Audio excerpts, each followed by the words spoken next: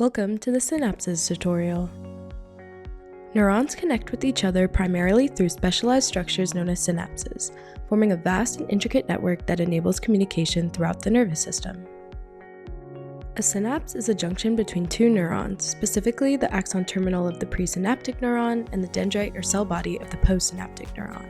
Synapses can also form between neurons and other cell types like muscle cells.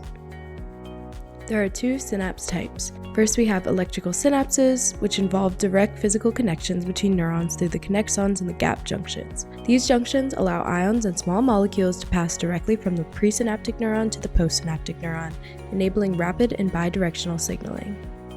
Chemical synapses are more common and involve the release of neurotransmitters. In these synapses, the action potential, or electrical signal, reaching the axon terminal triggers the release of neurotransmitters from vesicles into the synaptic cleft, which is the gap between the presynaptic and postsynaptic neurons.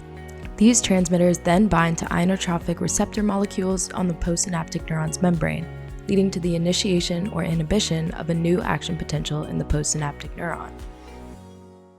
In Figi, synapses are primarily modeled after chemical synapses, enabling both excitatory and inhibitory interactions.